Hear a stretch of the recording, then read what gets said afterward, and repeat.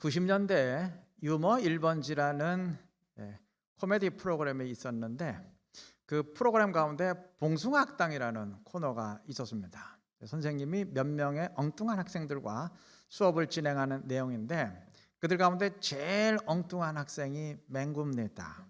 그러니까 맹구는 늘 옆에 학생들에게 야, 너넨 그것도 몰라? 그럼 무식한 놈들 뭐 이렇게 핀잔을 줘요.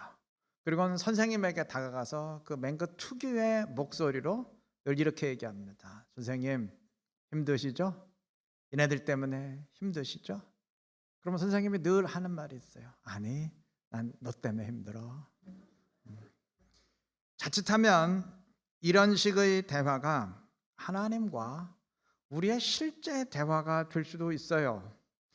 나는 누군가를 가리키면서 하나님, 도대체 저 인간 어떻게 하면 좋습니까? 한탄을 하는데 하나님은 아니, 저 사람이 문제가 아니고 네가 진짜 문제다 하실 수도 있습니다.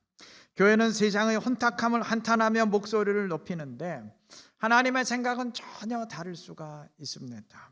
세상이 문제가 아니고 너희들 교회가 문제다. 교회의 의식 수준이 세상만도 못하기에 문제다 말씀하실 수 있어요.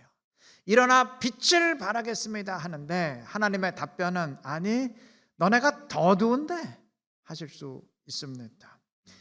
예수님 때도 그랬어요. 바리새인들이 세리를 비난하면서 하나님, 내가 저 세리와 같지 않음을 감사합니다 간구했을 때 주님의 냉철한 한마디가 무엇이었습니까? 저 세리가 바리새인보다 의롭다 하심을 받았느니라. 세리가 문제가 아니고 너희 바리새인들이 문제다 하는 냉엄한 답변입니다. 저 사람이 문제다라고 여기는 것은 달리 말하면 내가 그보다는 더 우월하고 영적으로 앞섰다고 여긴다는 말인데 하나님은 아니, 그가 너보다 더 앞섰고 네가 훨씬 뒤처졌다 말씀하실 수도 있는 것입니다. 오늘 본문은 하나님의 사자와 마노아라는 사람의 대화를 기록하고 있는데 마노아는 우리가 다 아는 이제 앞으로 태어날 삼손의 아버지입니다. 자, 본문 앞의 내용을 보면 하나님의 사자는 이미 마노아의 아내에게 나타나서 앞으로 내가 아이를 출산하게 될 것이고 그 아이가 장차 이스라엘을 블레셋의 손에서 구원하게 될 것이다 예고를 했어요. 그리고 그 아이를 하나님의 나실인으로서 이러이러하게 키우라 명령했습니다. 마노아의 아내는 당연히 남편에게 이 모든 사실을 자초지종을 다 알렸어요. 그런데도 마노아는 그 하나님의 사람을 다시 나에게 보내주십시오 간구했고 그 기도에 대한 응답으로 하나님의 사자를 만나게 된 것입니다. 자, 마노아가 이미 아내로부터 모든 사실을 다 들었어요. 그럼에도 하나님의 사자를 나에게 직접 보내달라고 했을 때는 내가 직접 확인해야 된다는 의미죠. 왜 그랬을까요? 왜 자신의 확인이 필요하다고 생각했을까요? 뭐 예기치 못했던 뜻밖의 일이기 때문이기도 하겠지만 더 중요한 것은 그 말을 전한 사람이 아내, 즉 여자였기 때문입니다. 여러분, 당시 여자에 대한 인식은 오늘날과는 완전히 달랐습니다. 그보다 시간이 한참 지난 예수님 당시에도 여자는 사람 수에 안 들어갔어요. 또 재판에서도 여자의 증언은 무조건 무효입니다. 아무 효력이 없어요. 하물며 그때보다 훨씬 미개했던 사사기 시대에는 뭐 말할 것도 없죠. 자, 마노아가 직접 확인하기를 원했을 땐 물론 뭐 내 아내가 없는 사실을 꾸며내지야 않았겠지만 그래도 여자가 받은 계시고 여자의 증언인데 그걸 내가 그대로 받아들일 수는 없지 않느냐. 남자의 내가 직접 확인해야 그래야 효력이 있는 것 아니냐. 이런 식으로 생각을 한 겁니다. 이거 마노아의 생각이 이상한 게 아니고 그 당시 그 시대를 고려할 때는 어쩌면 당연한 것일 수 있어요. 자, 그러한 심정이었기 때문에 마노아는 하나님의 사자를 만난 뒤에 묻습니다. 12절 중반 부분. 이 아이를 어떻게 기르며 우리가 그에게 어떻게 행하리이까. 지금 마노아가 묻는 내용은 이미 아내가 다 얘기를 한 거예요. 상세히 얘기를 했어요. 그런데도 마노아는 마치 아무것도 듣지 못한 것인 양 다시 물어요. 무슨 의미인가요? 내가 아내로부터 물론 듣기는 들었는데 뭐 그걸로는 안 되고 내가 직접 듣고 확인해야 된다. 뭐 그러한 의미죠. 자, 20절 21절에서도 마노아의 이런 의식이 드러나는데, 여호와의 사자가 이야기를 끝낸 뒤 불꽃에 휩싸여서 하늘로 올라갔어요. 그가 하나님의 천사였다는 사실이 분명해진 것이죠. 자, 그런데 21절 중반 부분은 이렇게 말합니다. 마노아가 그제야 그가 여호와의 사자인 줄 알고. 자, 그제야 알았다는 얘기는 바꿔 말하면 그 이전까지는 몰랐다는 얘기죠. 몰랐다는 얘기죠. 자, 그런데 6절에 의하면 아내가 마노아에게 그가 하나님의 사자 같았고 그래서 내가 심히 두려워서 감히 말을 붙일 수도 없었다, 분명히 얘기를 했어요. 내가 여호와의 사자를 만났다, 그가 여호와의 사자, 분명히 말을 했어요. 그런데 마노아는 마지막 순간까지 그걸 사실로 여기지 않았어요. 왜 그랬을까요? 똑같은 이유죠. 아내가 말을 했지만 내가 내 눈으로 확인하기 전까지는 일단은 보류한다. 그러한 입장이었던 겁니다. 자, 이것이 계속되는 마노아의 태도인데 아내를 사랑치 않거나 의심해서가 아니고 여자이기 때문에 남자인 나보다는 영적으로 뒤처지고 때문에 내가 직접 듣고 확인하기 전까지는 일단 여자로부터 들은 말은 난 보류한다. 그러한 입장이었던 것입니다. 그러면 하나님의 생각은 어떠하셨을까요? 하나님도 마노아가 여자보다 더 우월하다고 판단하셨을까요? 자, 9절 보시면 하나님의 사람을 자신에게 직접 보내달라고 간구하는 마노아의 기도에 응답하셔서 하나님이 사자를 보내는데 이번에도 마노아에게 안 보내요. 먼저 아내에게 보냅니다. 그래서 먼저 아내에게 나타나시고 그 다음에 아내를 통해서 마노아를 불러오게 만들어요. 그래서 하나님의 사자와 마노아의 만남이 이루어지도록 하십니다. 두 번 모두 아내에게 먼저 나타나는 것이 의미심장해요. 자, 그리고 하나님의 사자를 만난 마노아가 12절에서 이 아이를 우리가 어떻게 키워야 됩니까? 질문을 하니까 여호와의 사자가 답변합니다. 13절 중반 부분. 마노아에게 이르되 내가 여인에게 말한 것들을 그가 다 삼가서. 무슨 의미인가요? 내가 이미 너의 아내에게 앞으로 태어날 아기는 이러한 것들을 삼가야 된다고 다 말을 했으니까 그대로 따라하면 된다, 그런 의미예요. 먼저 그렇게 여자가 말하는 대로 하면 된다, 못을 박은 다음에 아내에게 했던 말을 다시 요약해서 마노아에게 반복하여 들려줍니다. 자, 그러니까 마노아가 생각하는 것과 여호와의 사자 입장이 달라요. 마노아는 여자가 들은 계시고 여자가 전하는 증언은 효력을 인정하기가 좀 어렵고 내가 직접 들어야 된다, 그러한 입장인데 여호와의 사자는 그게 아니죠. 내가 이미 여인에게 말을 다 했으니까 그 말대로 하면 된다 라고 함으로써 여인이 들은 계시에 힘을 실어줍니다. 자, 아내에게 했던 말을 다시 마노아에게 반복하니까 여하튼 마노아도 직접 듣는 게 되잖아요. 그런데도 천사는 내가 너에게 명하는 대로 하라 라고 마노아에게 말하지 않아요. 그 대신 내가 너의 아내에게 말한 대로 하라 라고 명함으로써 마노아가 듣는 계시는 다 무시해버리고 아내가 들은 계시에 힘을 실어줍니다. 자, 두 번 모두 아내에게 먼저 나타나는 것도 그러하고 아내가 들은 계시를 더 우선시하는 것도 그러하고 여호와의 사자는 마노아보다 그의 아내를 훨씬 더 비중 있는 사람으로 대우합니다. 두 사람의 실제 모습도 그러하고요.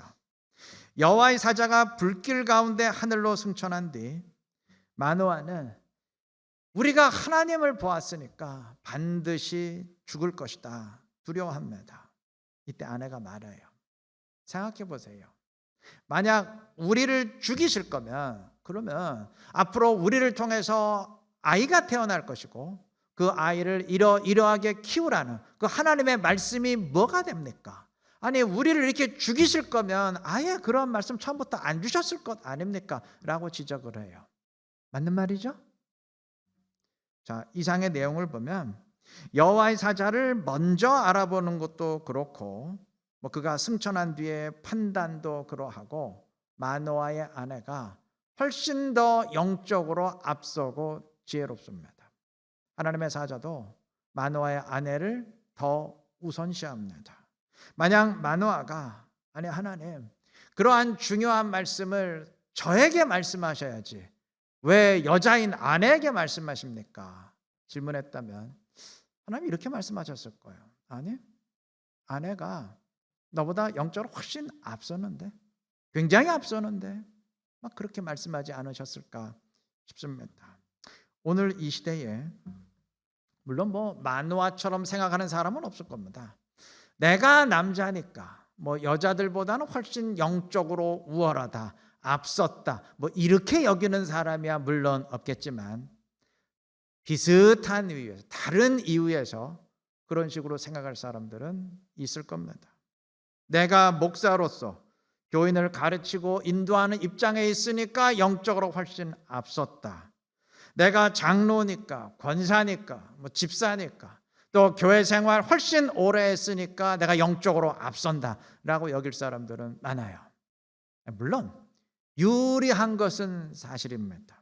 공부 많이 한 학생이 적게 학생보다 시험 치는데 훨씬 유리하듯이 교회 생활 오래 한 사람이 적게 한 사람에 비해서 영적 성장에 굉장히 유리한 건 사실이에요. 또 자리가 사람을 만든다는 말처럼 직분이 사람을 성도답게 만드는데 훨씬 유리한 것도 사실이에요.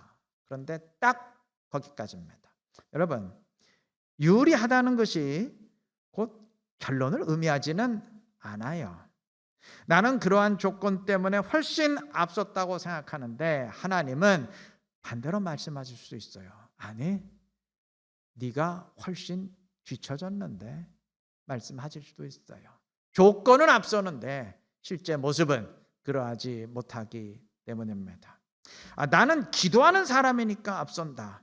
지금 말씀하신 직분이나 교회 생활 횟수야 그건 외적인 조건이지만 기도하는 거는 그건 실제적인 모습 아니냐 하신다면 그럴 수도 있고 아닐 수도 있어요.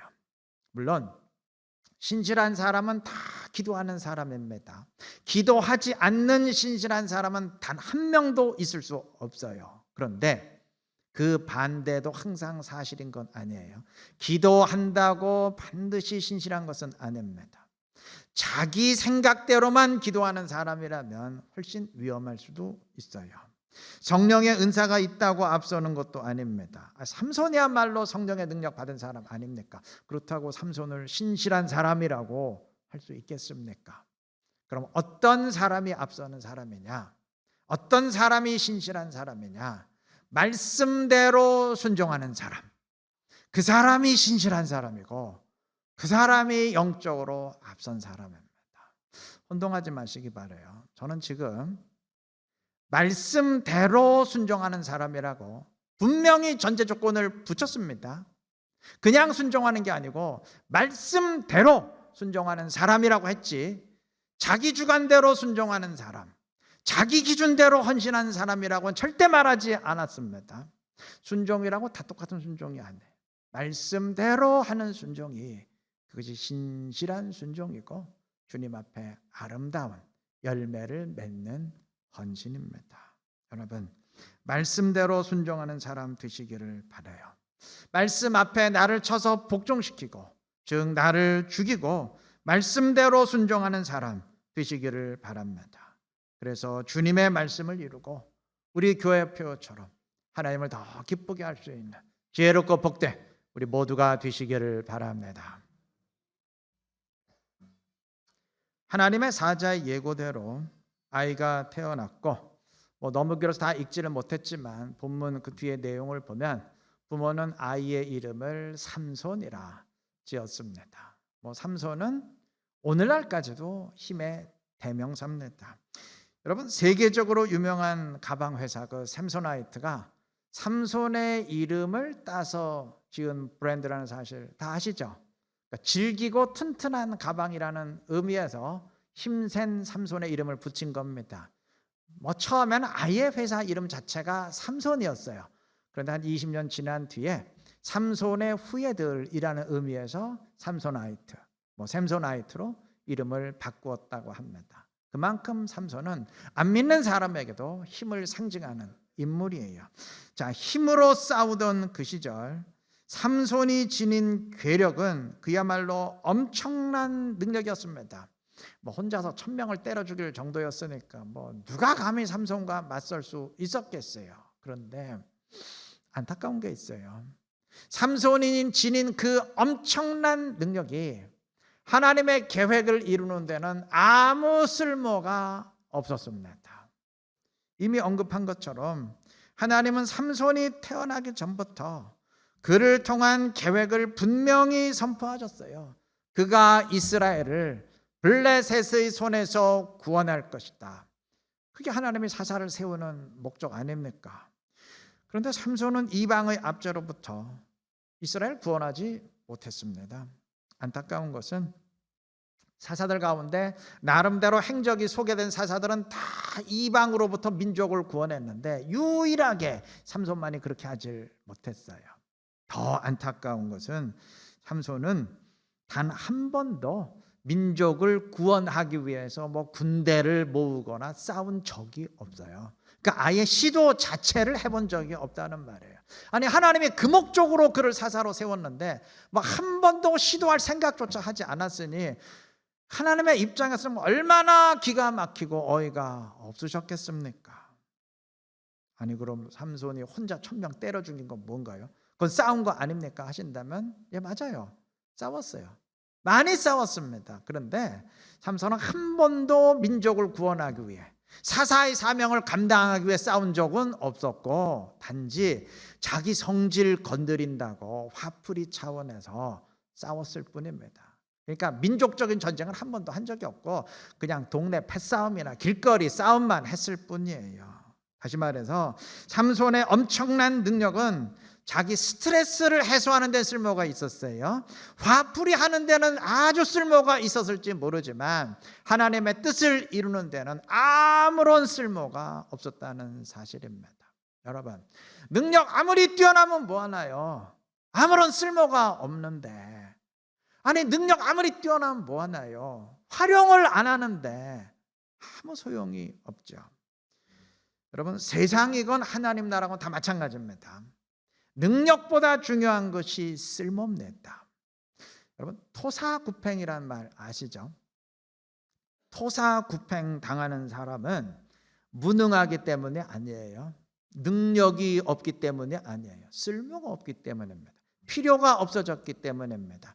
왜 직장에서도 능력은 별로인 것 같은데 끝까지 살아남는 사람 있죠? 쓸모가 있기 때문입니다.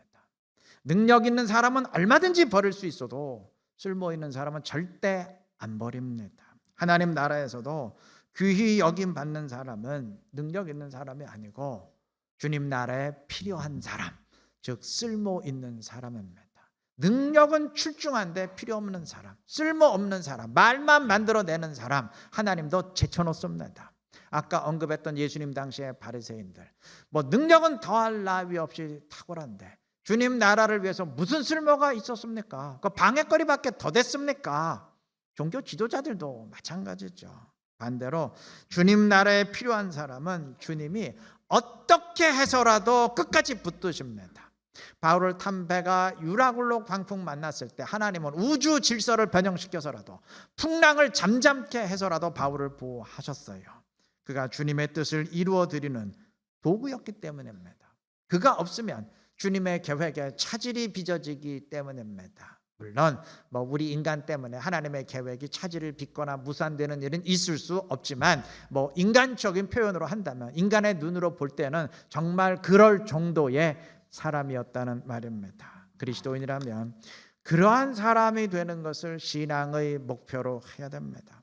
정말 그 사람 없으면 하나님의 계획에 큰 지장이 있을 것 같은 사람, 그 사람 없으면 정말 교회가 큰 손해 날 것 같은 사람, 그 사람이 있어야 교회의 영적 생명력이 충만해질 것 같은 사람, 그 정도로 쓸모 있는 사람이 되기를 소망하시고 간구하시기를 바랍니다. 물론 누구나 다 그렇게 두드러진 인물이 될 수 있는 건 아니겠죠. 뭐 아무나 다 사도 바울 되겠습니까? 상관없어요. 두드러지는 인물 아니고 그저 평범한 사람이라도 얼마든지 주님의 필요를 채우는, 주님 나라에 쓸모 있는 사람 될 수 있습니다. 예배 시간에 나와서 한 자리 채우는 것으로도 쓸모 있는 사람 될 수 있고, 금요 심야 기도에 나와서 함께 기도하는 것으로도 얼마든지 쓸모 있는 사람 될 수 있습니다. 평소에도 그렇지만 특히 지금처럼 코로나로 큰 타격을 입은 예배와 기도회를 다시 일으켜 세워야 되는 이 시기엔 더더욱 그렇습니다. 이 시기엔 뭐 다른 사람이 나오건 안 나오건 먼저 참석하면서 버텨주는 사람들이 좀 있어야 됩니다. 그래야 다른 사람들도 야 이제 좀 모이는구나, 이제 분위기 달라졌구나 하면서 동참하게 되고 이렇게 세울 수가 있어요. 근데 그렇게 버텨주는 사람들이 없거나 적으면 뭐 이 사람 나왔다가 아직은 뭐 모이는 분위기가 아니네 돌아서게 되고, 다음엔 다른 사람 나왔다가 뭐 아직은 아닌가 보네 이렇게 되고, 그러니까 일으켜 세우기가 굉장히 시간이 걸리고 어려워지는 거예요. 처음엔 희생적으로 뚝심 있게 버텨주는 사람들이 있어야 되는 거예요.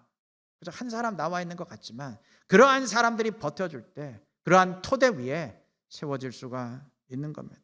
아직 궤도에 올라서지 못했어도 먼저 스타트를 끊고 버텨주는 사람들이 있어야 그들을 토대로 교회가 하나하나 세워갈 수 있게 되는 겁니다. 그건 능력으로 하는 거 아니에요. 직위로 하는 거 아닙니다. 신실함으로 하는 것이에요.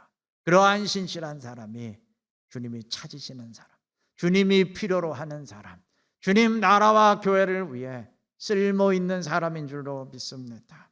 능력은 탁월한데 쓸모는 없는 삼손 같은 사람 되지 마시고 주님이 필요로 하는 사람, 쓸모 있는 사람 되시기 바랍니다.